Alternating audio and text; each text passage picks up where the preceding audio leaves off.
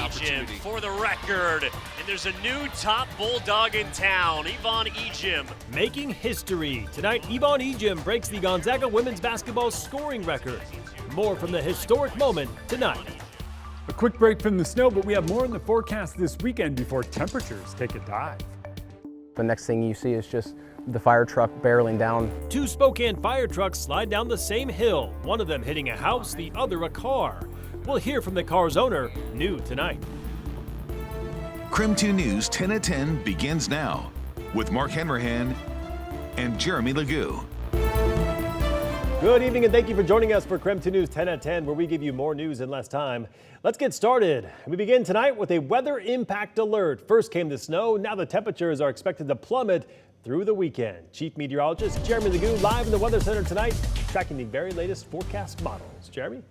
Well, when it comes to the next few days, get ready for cold, but it comes with a little bit more snow. 22 degrees is where we currently sit, and I was actually chatting with someone a little earlier, and they said, where will it be tomorrow morning? I'm like, what do you think we're going to do? I said, we're going to be down in the teens. Some places easily into the single digits. If you're down in the Palouse or say down in the Lewis and Clark Valley, you'll actually wake up to a little bit of snow. Looks like that stays pretty far to the south. Pullman, Moscow might eke out a dusting, but most of that stays over in Montana and in the southern panhandle. We close out the day tomorrow pretty dry, but then Saturday offers a few scattered showers to start. But by Saturday evening, we're looking at a pretty good push of moisture, bringing pretty widespread snow. Looks to stay right along Interstate 90 or Highway 2 in areas farther south. All said and done, I would say about an inch in most locations, couple over in North Idaho. Some places around 3, but that's up in the mountains. For the most part, it's just a quick moving system. 32 degrees tomorrow with increasing sunshine. Snow returns Saturday, and then our temperatures start dropping. By next week, single-digit lows. Ooh, all right, Jeremy, thank you very much. We'll check back in with you later in the show. Tonight, a Spokane homeowner is breathing a sigh of relief after two fire trucks slid down the same hill and narrowly missed hitting her family. KREM 2's Connor McAvoy brings us the exclusive story tonight. I'm standing here at Greenwood Boulevard, where a fire truck slid down a hill, hitting this home behind me, narrowly missing that car with children inside of it. The Spokane Fire Department says a truck was responding to a call in northwest Spokane Thursday morning. That's when firefighters say the truck lost traction, sliding into this home. It was inches away from a car with the homeowner's 3 great-grandchildren inside. The next thing you see is just the fire truck barreling down towards the edge of the house, and all I thought was just that the kids were in the car. The homeowner's granddaughter, Katie Johnson, was stopping in Spokane with her husband, Jordan, and her 3 kids while on a road trip. They got their kids out of the car uninjured. After the truck narrowly missed them, that's when firefighters say in a matter of minutes, a second fire truck dispatched to the same call slid down the same hill. The fire truck hit the car after their children were safe inside. This all happening during what the Johnsons say was supposed to be a quick family visit. We were going to come through for just an hour, say hello, and then we had planned out our stops along the way. We were going to go from here all the way to Sheridan, Wyoming for the night, and so that's obviously not going to happen. A city inspector came to the home to check out the damage. Katie and Jordan are glad everyone involved, including the firefighters, walked away unharmed. It was an accident, For sure. It's no one's fault, Yeah. and that we're just super grateful that God protected our kids and our family, Yeah. and we really feel like that's just like an edge of protection from him. The homeowner tells KREM 2 she's concerned about the foundation of her home after the accident. Katie and Jordan plan on flying home instead of driving with their kids in the next few days. Connor McAvoy, KREM 2 News. Now to our night beat with a quick look at the day's top stories. Tonight, the man accused of attacking a priest in downtown Spokane on Tuesday sits behind bars, officially charged with assault. This is security camera footage of a man charging the altar of the cathedral at Our Lady of Lourdes Church, attacking the priest. 40-year-old Joshua Summers faced a judge for the first time today. He is charged with 4th-degree assault. Initially, he refused to show up to court, but was later brought in after a judge issued a drag order. His bond is set at $75,000. He'll be back in court for arraignment coming up on February 19th. About 3 years after a man was brutally attacked with a skateboard, a Spokane man has been sentenced, but not for the murder he was originally charged with. Prosecutors say Sean Shippey hit another man with a skateboard near Spokane Community College's Transit Center back in 2022. He was arrested months later and charged with murder. Prosecutors say since the victim died 11 days later from a brain bleed, they can't medically prove that's what killed him. The victim's family relayed to me that they were relieved to know that their father was not murdered. They were very sad that their father, who was homeless, this was how he spent his last days.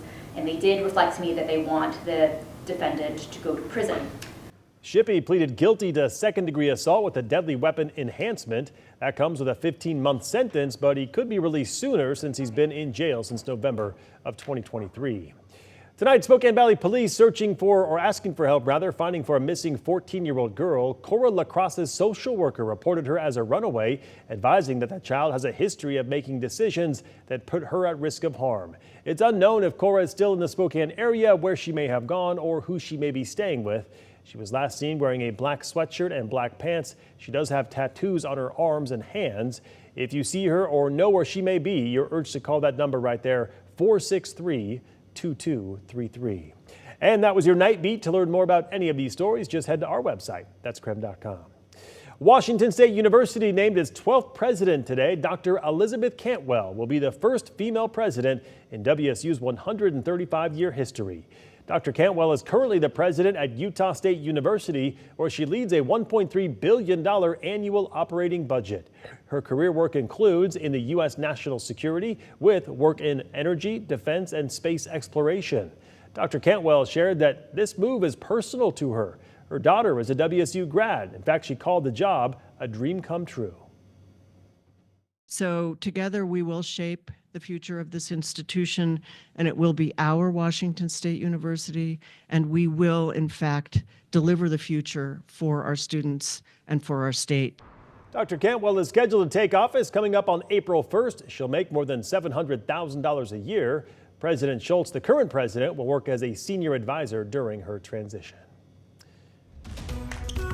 On the court tonight, history was made in Moraga, California, as the Gonzaga women's basketball team has a new all-time leading scorer. KREM 2's sports director Andrew Quinn joining us now with the details of Yvonne Ejim's historic achievement. Andrew? Yeah, good evening, Mark. Vonnie came into tonight's game against St. Mary's needing just 15 points to break Heather Bowman's all-time scoring record of 2,165 points. And in typical Ejim fashion, she did it in just the first half. Vonnie would have 8 points in the first quarter as the Zags came out of the gates on fire and jumped out to an early 22-5 lead. St. Mary's would cut that deficit to just 6, but Ejim would score the last 5 Bulldog points of the half, including the record breaker right here to give GU an 8-point halftime lead. Now, St. Mary's would again get within 3 in the third quarter, but then it was Allie Turner take over time. She would score 8 straight Zag points to open up a 10-point lead. Ejim would finish with a double-double, of course, with 27 points and 11 rebounds. Turner added 13 points as Gonzaga wins its 10th straight game, 69-58. And here's Vonnie post-game on making a little history tonight. It's just a really amazing feeling, just knowing that I'm doing it with my team, with this school, for this program. I'm very excited and I'm very happy that I got to do that accolade. I know a lot of people were rooting for me, especially Heather Bowman, so it's just great to be up there with such amazing people who have come before me in this program, and I hope that my path right now just helps build like a new legacy of people and players to come. The Zags will be back in action Saturday afternoon when they host Washington State. Tip-off is set for 2 p.m. We'll have more sports coming up in just a bit. Mark? Andrew, thank you very much, and congratulations to Ejim. And that was your KREM 2 News 10 at 10, where you get more news in less time. But don't go to bed yet. A viral video sparking strong reactions after Border Patrol agents question a man in Spokane. What advocates are saying about increased arrests across the region. And a bit later on, as we celebrate Black History Month, we are taking a look back at the leaders of Spokane and the history they made right here in the Inland Northwest. We're back in 90 seconds.